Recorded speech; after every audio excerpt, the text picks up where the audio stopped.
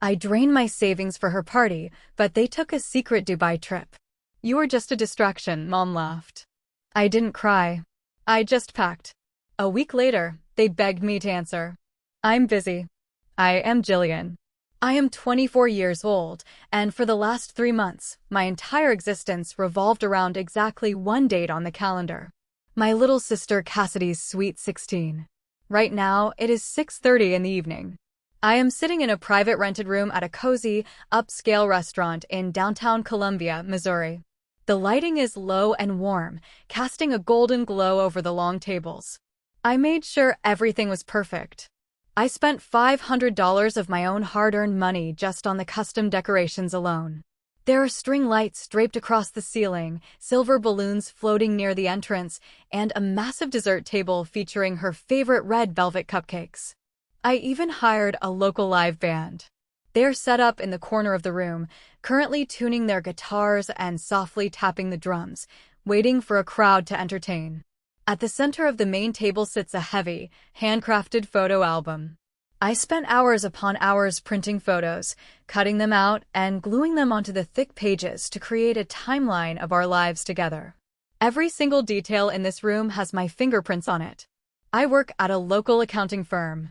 For the past 90 days, my life has been a relentless cycle of grinding through 50-hour work weeks, staring at spreadsheets until my eyes burned, and then spending my evenings negotiating with caterers, bakers, and musicians. I did it all because I thought that was what a good older sister was supposed to do. I wanted Cassidy to walk through those double doors, see this beautiful room, and realize how much she is loved.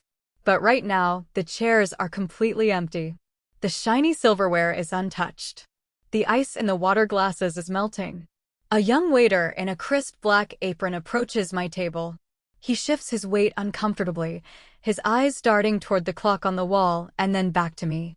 He clears his throat and politely asks if they should start bringing out the appetizers, or if I want to wait a little longer for the guests to arrive. My stomach churns into a tight, sickening knot. I force a polite smile, though my face feels like it might crack. I tell him to give us just 15 more minutes. He nods sympathetically and retreats to the kitchen. The ticking of the wall clock suddenly sounds aggressively loud. Every second that passes feels like a physical weight pressing down on my chest. I stare at the front entrance, practically willing the heavy wooden doors to swing open. I imagine my mom bursting in, apologizing for the traffic, Dad complaining about finding a parking spot, and Cassidy acting annoyed, but secretly thrilled. But the doors stay firmly shut.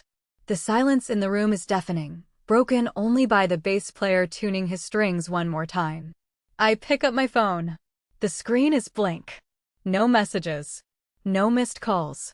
Just me, sitting alone in a room designed for 50 people, waiting for a family that is nowhere to be found. By 6:45, the forced optimism I have been holding onto shatters completely. My hands are shaking as I unlock my phone. I tap Cassidy's name and press call. It rings 3 times before going straight to voicemail. I try again. Same result. A cold sweat breaks out on the back of my neck. I scroll down and dial my mom's number. I press the phone hard against my ear, listening to the dialing tone. Finally, there is a click. The line opens, but instead of the muffled sounds of a car interior or the busy noise of downtown Columbia traffic, I hear something entirely different. I hear the crisp, echoing chime of a public address system. I hear the distinct clinking of real glass, like champagne flutes touching. And then a clear, automated voice announces a flight departure in German, followed by English. My mom's voice comes through the speaker, casual and breezy, as if I had just called to ask about the weather. She says hello, sounding slightly distracted. Panic grips my throat. I grip the phone tighter. I ask her where they are, my voice coming out sharper and more desperate than I intended. I ask why nobody is at the restaurant. There is a brief pause on the line. Then I hear my dad's voice in the background. The phone shuffles around, and Dad takes the receiver. He chuckles. It is a light, dismissive laugh that instantly freezes the blood in my veins. "Oh, Jillian," Dad says, his tone completely relaxed. "We are on a layover in Frankfurt right now. We are heading to Dubai." Didn't we mention it? I cannot breathe. My lungs refuse to expand. Dubai? Cassidy really wanted a real trip for her sweet 16, he continues, completely ignoring my stunned silence. She said a local dinner was just too boring. We didn't want you to stress us out with your complaining about money while we planned it, so we just asked you to organize the restaurant thing to keep you busy. You know, a free distraction. My mom laughs in the background. I hear Cassidy's voice chiming in, complaining about the lounge Wi-Fi. They are sitting in a VIP lounge halfway across the world. They had planned this international vacation for months. They packed their bags, drove to the airport, and boarded a plane, all while knowing I was draining my bank account and losing sleep to build a party they never intended to attend.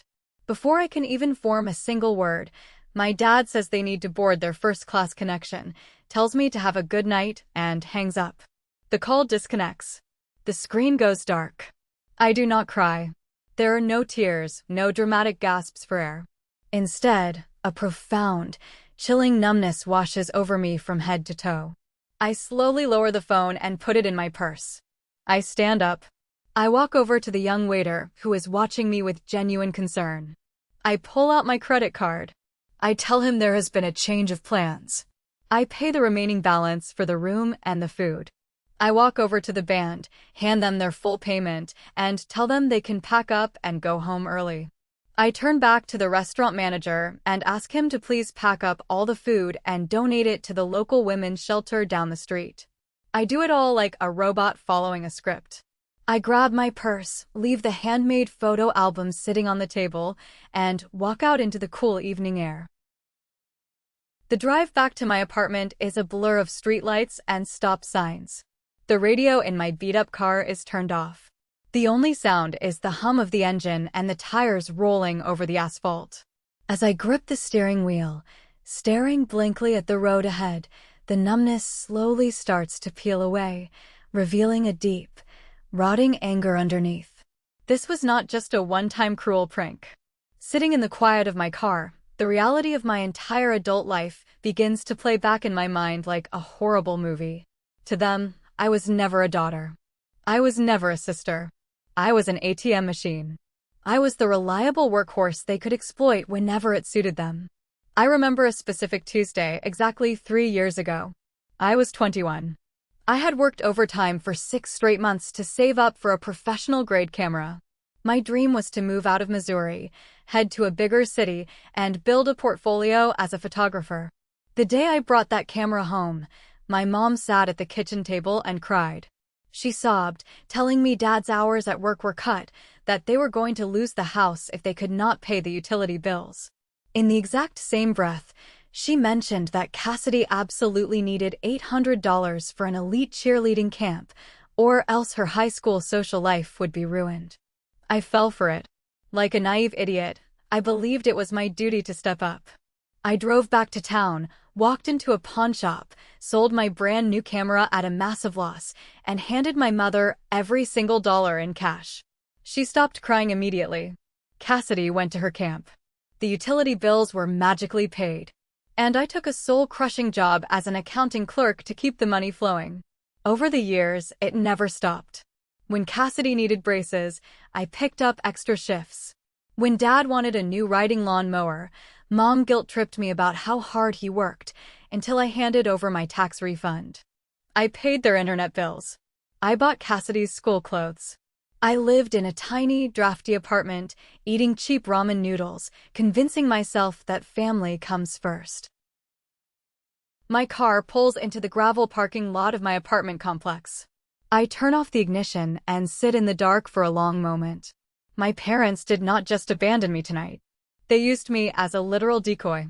They let me plan a $500 party so I would be too busy fussing over napkin colors to notice them packing their luxury suitcases for Dubai. I grab my keys and walk up the stairs to my door. The illusion is completely dead. I am not a member of their family. I am just a host body they have been feeding on. But the thing about parasites is, once you realize they are draining your life, you have the power to simply cut them off. I unlock my door and step inside.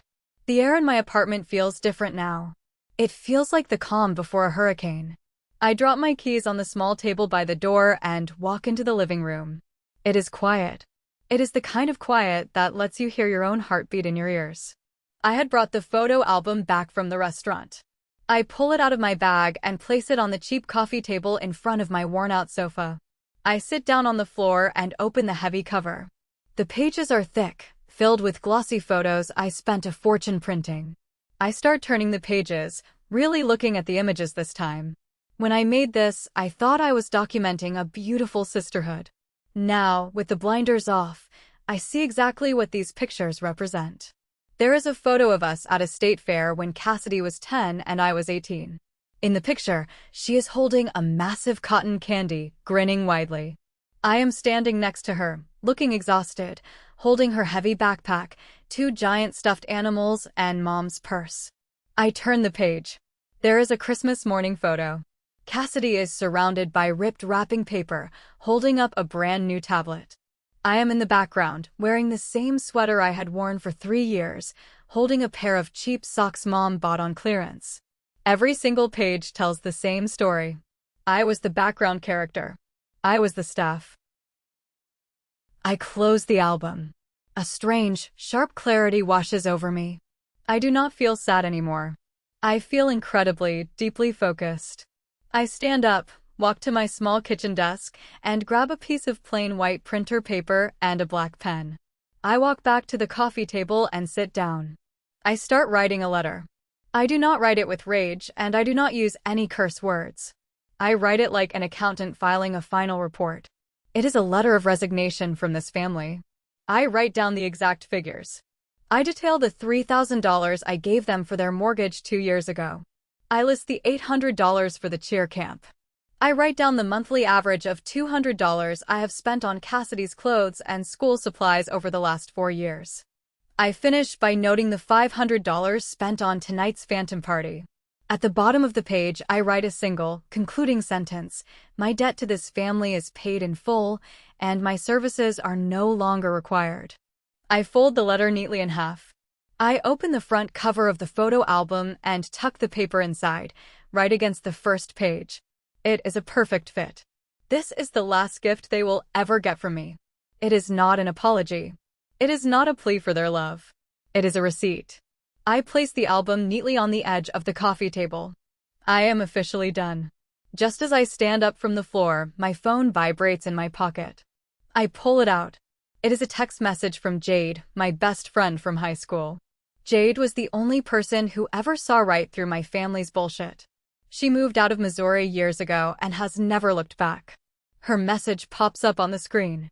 Hey girl, how's the Sweet 16 going? Did the princess actually appreciate the cupcakes? I stare at the text. Instead of typing out a long, pathetic explanation, I open my camera roll. I select a photo I took at the restaurant right before I paid the bill. It shows the beautifully decorated, completely empty tables, the untouched dessert stand, and the abandoned decorations. I hit send. Less than 30 seconds later, my phone starts ringing. It is Jade. I answer the call. Hello, I say, my voice sounding flat and unrecognizable even to myself. Jillian, Jade says, her voice low and dangerous. Please tell me that picture is a joke. Where is your family? They're on a layover in Frankfurt, I reply calmly. They are flying to Dubai for a family vacation. Dad said the party was just a distraction to keep me busy. There is a long, heavy silence on the line. I can practically hear Jade vibrating with rage from 3 states away. When she finally speaks, she does not offer me pity. She does not tell me it will be okay. They are parasites, Jill, she says, her words cutting through the air like a knife. You need to cut the host body. Right now. You need to get out of that town. You have given them enough of your blood. I know, I whisper. And it is the truest thing I have said in years. Check your email, Jade orders. I am sending you a link right now.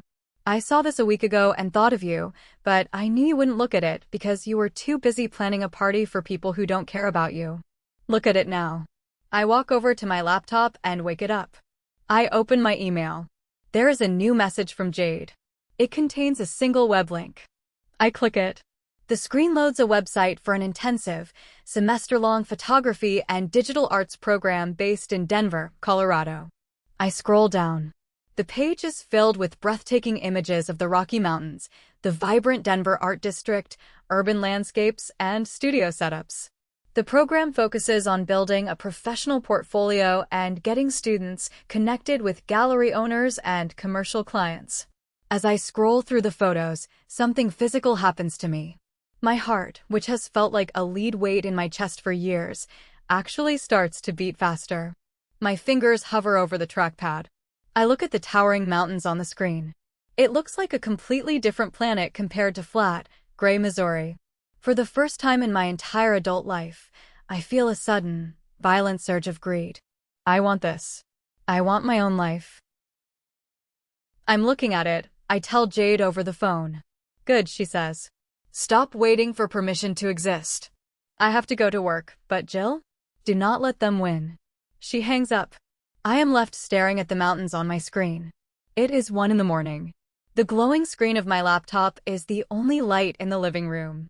I am sitting at my small desk, and I have entered a state of hyper-focused, manic productivity. I am not crying. I am calculating. First, I open a new tab and log into my online banking portal. I need to know exactly what kind of ammunition I have. I stare at the screen. After paying the restaurant tonight, my total checking and savings combined come out to exactly $2,200. It is not a fortune. It is barely a safety net. But right now, it looks like a golden ticket. I switch back to the Denver Photography Program website. The tuition deposit for the upcoming semester is $500. I click the application button, fill out my basic information, and pay the deposit using my debit card. A confirmation email pings into my inbox almost instantly. It is real. I am going. Next, I open a tab for a budget airline. I type in a one-way flight from St. Louis to Denver, setting the date for exactly 3 weeks from today. The calendar shows the flight will cost me $250. I do not hesitate. I do not overthink the budget or worry about emergency car repairs. I enter my credit card information and hit purchase. The confirmation screen pops up, displaying a barcode and a flight number. I lean back in my chair. The physical click of the mouse feels like a heavy steel chain snapping right off my ankles. But I am not done. I open my email client and click compose. I type in the email address of the senior partner at my accounting firm. In the subject line, I write resignation, Jillian. The body of the email is short, professional, and entirely devoid of emotion. I state that due to a sudden, unforeseen family emergency, I am submitting my formal 2 weeks' notice, effective immediately. I thank them for the opportunity and promise to wrap up my current accounts before my final day. I hit send. I open another blank email. This one is addressed to my landlord. I remind him of the early termination clause in my lease agreement. I state that I will be vacating the apartment in 21 days, and that he can keep my security deposit to cover the penalty. I hit send. I close the laptop. The screen goes dark, leaving the room in shadows again.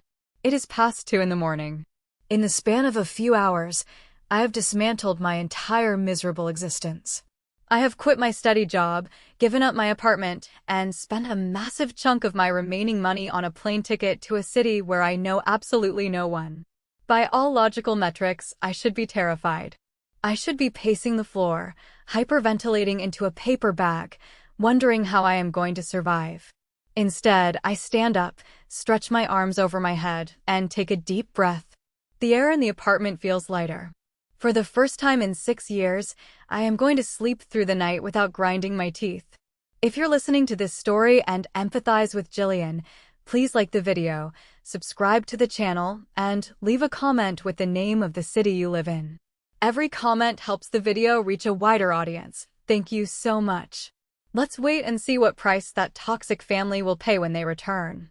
The next morning, the sun rises over Columbia exactly the same way it always does, casting a dull, gray light through my cheap blinds. But for the first time in years, I do not wake up with a heavy sense of dread pressing down on my chest. I get out of bed, make a cup of instant coffee, and get dressed for work. The routine is identical to every other day, but the person performing it is completely different. I drive to the accounting firm and walk straight into my manager's office. Mr. Henderson is a stern, overworked man who always looks like he is on the verge of a migraine. When I hand him my printed 2 weeks' notice, he takes off his glasses and rubs the bridge of his nose. He asks me if this is about getting a raise, telling me the firm cannot afford to bump my salary right now. I look him right in the eye and tell him it has nothing to do with money. I tell him I have a sudden, irreversible family emergency and I have to relocate immediately. He sighs, complains about how hard it will be to find a replacement before tax season, but ultimately accepts it. I walk back to my cubicle, feeling absolutely nothing for his inconvenience. For 3 years, I had bent over backward for this company, staying late to fix other people's spreadsheets because I was terrified of losing my paycheck. That fear is completely gone. During my lunch break, I sit in my car with a packed sandwich and open a local marketplace app on my phone. I take photos of everything I own of value. My living room couch, the television stand, my small dining table, and even the microwave. I list everything at aggressively cheap prices. I am not looking to make a massive profit. I just need to turn my heavy life into lightweight cash. That evening, the reality of my new boundaries gets its first real test. A man messages me about the couch. I had listed it for $150. It is a good couch, barely used, easily worth double that amount.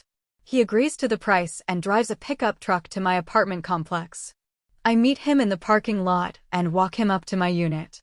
He walks in, kicks the leg of the couch with his heavy work boot, and shakes his head. He crosses his arms and looks at me, probably seeing a young, tired girl he can easily intimidate. He tells me the fabric looks a little faded in the light, which is a complete lie.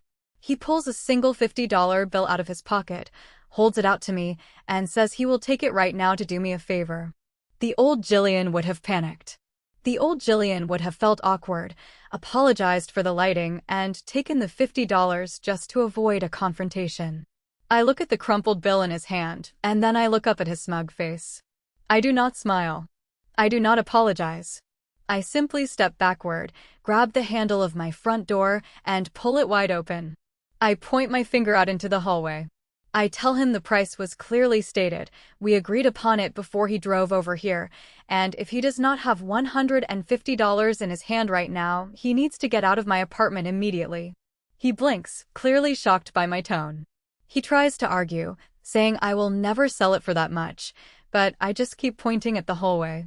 Finally, he mutters a curse word under his breath, shoves the money back in his pocket, and walks out. I slam the door behind him and lock the deadbolt. My heart is racing, but a massive, triumphant grin spreads across my face. 2 hours later, a nice college student comes over, hands me the full asking price without a single complaint, and hauls the couch away. Piece by piece, I am dismantling the cage I built for myself. By the end of my first week of packing, my apartment is echoing. Without the couch, the television, and the rugs, my footsteps sound incredibly loud against the bare floorboards. I am sleeping on a mattress on the floor, surrounded by 3 cardboard boxes containing clothes, toiletries, and some essential paperwork. My flight to Denver is officially booked, but I still have one massive logistical hurdle to clear. I need a place to land. I cannot afford to stay in a hotel while looking for an apartment and a part-time job. I sit cross-legged on my mattress, staring at the contacts list on my phone. I scroll past the blocked numbers of my immediate family until I find the name I am looking for. Aunt Fiona. Aunt Fiona is my dad's older sister. We have not spoken in over 3 years. Growing up, I always liked her. She was loud, opinionated, and fiercely independent. But she became the black sheep of the family precisely because she refused to put up with my dad's constant financial manipulation and my mom's endless drama. After a huge blowout fight at a Thanksgiving dinner 5 years ago, Fiona packed her bags, moved to Colorado, and basically cut ties with my parents. My mom always told me Fiona was crazy and selfish. Now, I realize Fiona was just the only smart person in our bloodline. I press the call button. It rings 4 times. I am just about to hang up when the line connects. Hello. Her voice is sharp, exactly how I remember it. Aunt Fiona? It is Jillian. There is a brief silence, followed by a soft sigh. Jillian. Wow. It has been a minute, kiddo. Did your father put you up to this? Because if he wants money for another riding lawn mower, you can tell him to go to hell. I let out a dry, humorless laugh. No, Aunt Fiona. I am not calling for Dad. Actually, I am calling because I think I finally understand why you left. Over the next 20 minutes, sitting alone in my empty apartment, I tell her everything. I tell her about the 3 months of planning the Sweet 16. I tell her about the $500 room deposit, the custom decorations, and the empty tables. And then I tell her about the phone call from the VIP lounge, the flight to Dubai, and the fact that they literally used me as a free event planner to keep me distracted. Aunt Fiona does not interrupt me once. When I finish, the silence on the phone is heavy. Finally, she speaks, and her voice is trembling with a mixture of absolute rage and deep sympathy. Those absolute monsters, she whispers. Jillian, I am so incredibly sorry. But I am also so proud of you for finally seeing it. Where are you right now? I tell her I have quit my job, broken my lease, and booked a one-way ticket to Denver to attend a semester-long photography intensive. I ask her, my voice finally shaking just a little bit, if I can crash on her couch for a few weeks until I find a cheap studio apartment. You're not sleeping on a couch, Fiona says fiercely. I have a completely empty guest room. It is yours for as long as you need it. You come here, you focus on your classes, and you let me help you get on your feet. You're done taking care of them. It is time someone took care of you. Tears, the very first tears I have shed since that night at the restaurant, finally spill over my eyelashes. I thank her profusely, we exchange flight details, and I hang up the phone. I wipe my face, feeling a profound sense of relief. I walk over to the small closet in the hallway. Tucked away in the back, behind the vacuum cleaner, is an old, dusty leather bag. I pull it out and unzip it. Inside is a vintage 35mm film camera I bought at a thrift store years ago for $20. It is heavy, made of solid metal, with manual dials and a cracked leather strap. I had never used it because film was too expensive to develop on my strict budget. I take a microfiber cloth and carefully wipe the dust off the lens. I look through the viewfinder. The world looks completely different through this small rectangular window. It looks manageable. It looks like art. I carefully place the camera into my carry-on backpack. It is my weapon for the future. Exactly 10 days have passed since the night of the Phantom Sweet 16. I am sitting on the floor of my apartment, eating a bowl of cereal, using a cardboard moving box as a makeshift dining table. The apartment is completely sterile. My life has been successfully reduced to 2 suitcases and 1 backpack. I have 3 days left before my flight to Denver. For the past week and a half, my phone has been blissfully, wonderfully quiet. My parents and Cassidy were completely absorbed in the luxury of their Dubai vacation.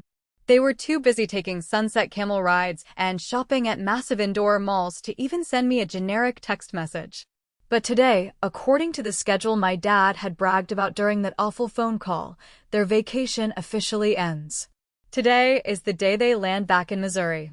Today is the day they drive back to their house. Today is the day they find the photo album and the resignation letter I left sitting squarely on their kitchen counter. I wash my cereal bowl in the sink, dry my hands, and pick up my phone. I swipe down on the settings menu and turn on the Do Not Disturb feature. I then go into my text messages, swipe left on the family group chat, and hit mute. I sit down on my mattress, cross my legs, and wait. It does not take long. At exactly 2 in the afternoon, the screen of my phone, resting on the floor next to me, suddenly lights up. A notification box appears. Missed call from Mom. 10 seconds later, the screen lights up again. Missed call from Dad. Then another. And another. I watch the screen illuminate the dim room like a silent strobe light. Within the span of 30 minutes, the notifications pile up with frantic speed. 10 missed calls. Then 20 missed calls. By the time the hour is up, I am staring at exactly 40 missed calls. The little red notification bubble on my voicemail icon shows 12 new audio messages. They have found the letter. They have seen the meticulous accounting of every single dollar I ever handed them. They have read the final sentence declaring my services are no longer required. The sheer panic setting in over at their house must be magnificent. I unlock my phone and tap on the voicemail app. I decide to listen to just one, purely to gauge the temperature of the situation. I tap play on the most recent message from Mom. Her voice blasts through the tiny speaker, shrill, breathless, and dripping with aggressive panic. Jillian, pick up the phone right now. What is this nonsense on the kitchen counter? You are being incredibly dramatic. Your father is furious. You cannot just write a crazy letter and act like you are abandoning your family. We need to talk about the electric bill. It is past due because we were out of the country. Call me back the second you get this. We are coming over. I stop the audio playback and delete the message. I do not listen to the other 11. I open the family group chat. The screen is flooded with massive blocks of text. Dad is demanding respect and threatening to come to my office. Cassidy is sending rows of angry face emojis, complaining that I am ruining her post-vacation vibe and trying to make her birthday all about me. I stare at the chaotic wall of text. My thumbs hover over the keyboard. I do not write an essay defending myself. I do not explain how much they hurt me. I do not mention the flight to Denver or Aunt Fiona. I type exactly 3 words. I am busy. I hit send. Then, without a second of hesitation, I tap on Dad's contact profile, scroll to the bottom, and hit block caller. I do the same for Mom. I do the same for Cassidy. I place the phone back down on the floor. The screen goes completely dark, and this time, it stays dark. The silence in my apartment returns, thick and peaceful. I lie back on my mattress, staring up at the ceiling fan. They warned me they were coming over, which means the final boss battle of this terrible video game is about to begin. But I am not afraid. They have absolutely zero leverage left. They just don't know it yet. 3 days before my flight. It is late afternoon and the golden hour sunlight is casting long shadows across the floorboards of my empty apartment. I am kneeling on the floor, pressing all my weight onto my largest suitcase, trying to force the zipper closed. I just managed to secure the lock when a sudden, violent pounding echoes through the hallway. The heavy thuds against my front door are not polite knocks. They're aggressive, demanding strikes that rattle the cheap door frame. Jillian, open this door right now. My dad's voice booms through the wood, loud enough for half the apartment complex to hear. I let out a slow, measured breath. I stand up, dust off my jeans, and walk toward the entrance. I do not feel panic, just a dull, creeping annoyance. I unlock the deadbolt and turn the handle, but I keep the heavy metal security chain firmly attached. I pull the door open just a few inches, revealing a vertical slice of the hallway. My parents and Cassidy are clustered together, looking like a terrifying portrait of entitled fury. Mom's face is flushed red, her eyes starting wildly. Dad is standing with his chest puffed out, trying to look intimidating. Cassidy is standing slightly behind them, clutching the heavy, handcrafted photo album I made for her against her chest. Take this chain off right now, Dad demands, his voice low and threatening. He pushes his hand flat against the wood, trying to force the door wider, but the steel chain holds tight. No, I say simply. My voice is calm, steady, and completely devoid of the fear he is used to hearing. You can speak to me from out there. Keep your voice down, or I will close it. Mom aggressively pushes her face near the gap. What is wrong with you? She hisses. We come back from an exhausting international flight, and we find this psychotic letter on our table. You quit paying the electric bill? The company sent a shut-off notice. That sounds like a homeowner problem, I reply, leaning against the doorframe. I am not the homeowner. I don't live there. Cassidy shoves her way to the front, holding up the photo album like a weapon. You are completely ruining my birthday month, she whines, stomping her foot. All my friends wanted to come over and see my souvenirs from Dubai, but Mom is screaming about bills, and Dad is screaming at the wall, and it is all your fault for being so selfish. You couldn't just keep paying the stuff like you always do. I stare at my 16-year-old sister. I look at the designer sunglasses perched on top of her head, undoubtedly purchased in a massive Dubai shopping mall while I was selling my furniture to survive. You got your real trip, Cassidy, I tell her, my voice turning to ice. You don't get the free event planner anymore. Enjoy your souvenirs. Mom loses the last shred of her patience. She reaches her arm through the narrow gap in the doorway, her fingers clawing frantically, trying to grab a handful of my shirt. You listen to me, you ungrateful brat. We raised you. We put a roof over your head. You are going to march down to the bank tomorrow, you are going to pay that electric bill, and you are going to apologize to your sister. I look down at her manicured hand flailing in the empty space between us. I do not shrink back. I step forward, raise my hand, and violently swat her arm away. The sharp smack of skin against skin echoes loudly in the hallway. Mom gasps in shock, snatching her arm back as if she had just touched a hot stove. Never try to grab me again, I say, staring directly into her wide, shocked eyes. I am moving out.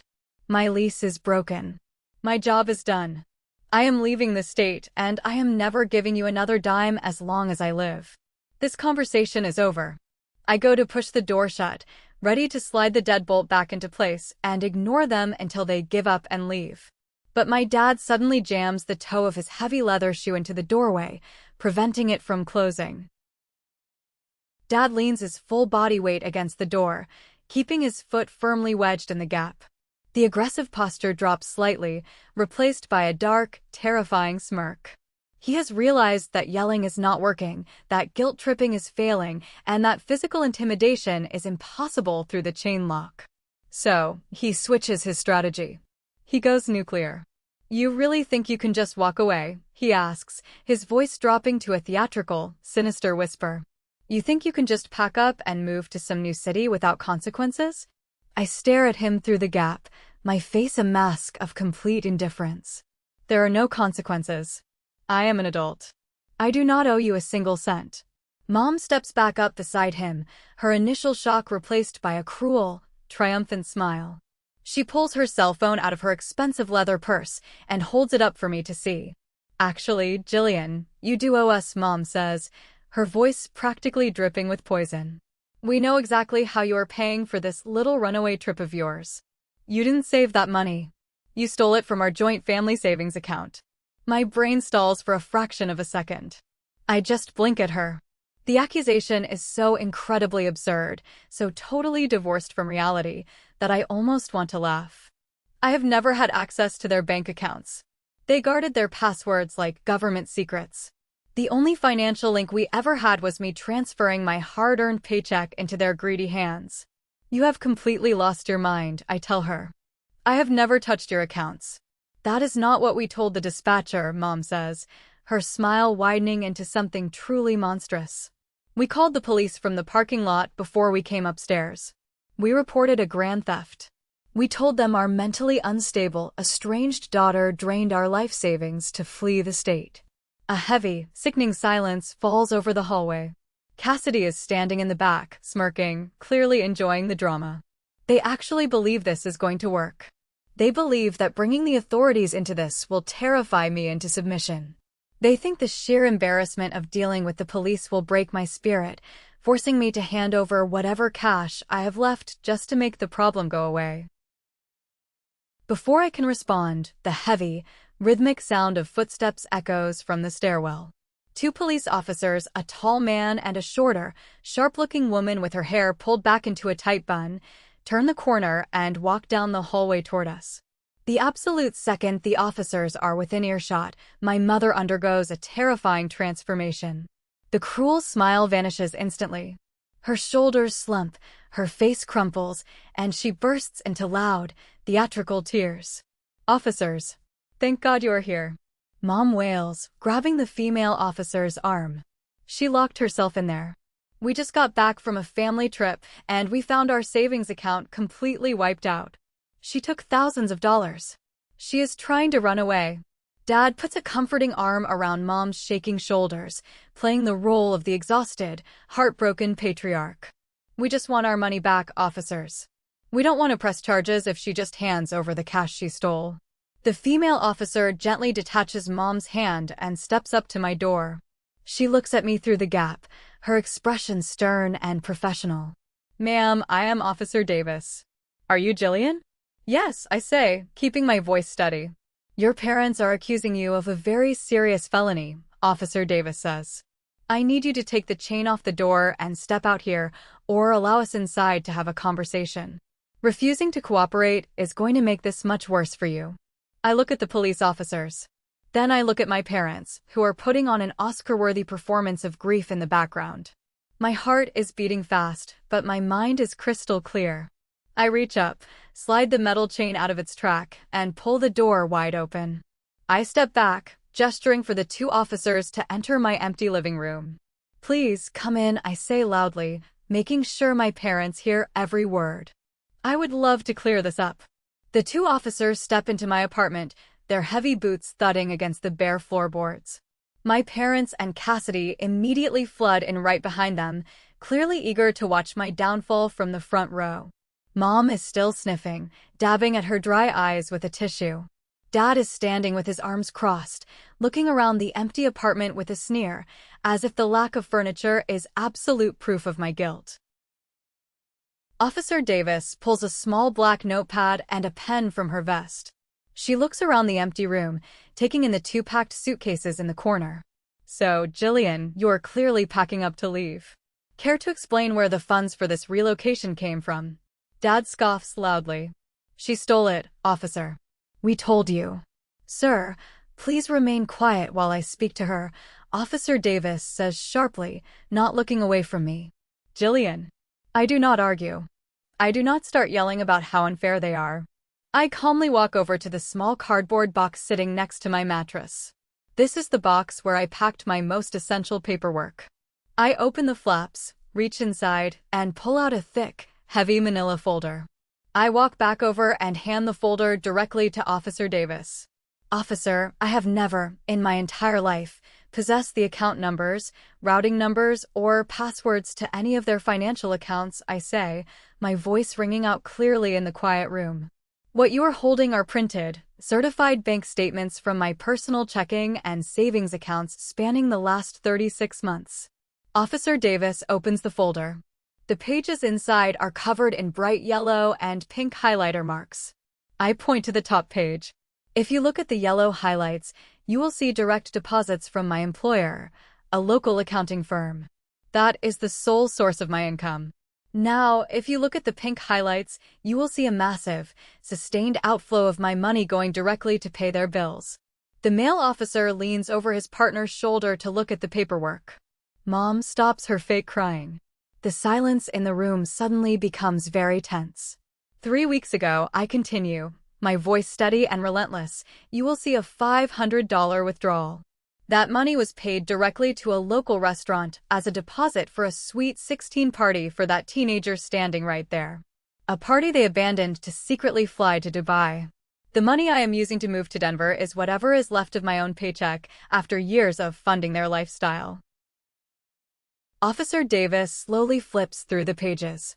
She traces the highlighted lines with her pen. She sees the payments to the electric company. She sees the transfers to Dad's name. She sees the restaurant deposit. She closes the folder, taps her pen against the thick cardboard cover, and turns slowly to face my parents. The professional neutrality is completely gone from her face, replaced by a cold, hard glare. Sir, Officer Davis says, her voice dangerously quiet. This document clearly shows your daughter has been heavily subsidizing your household for years.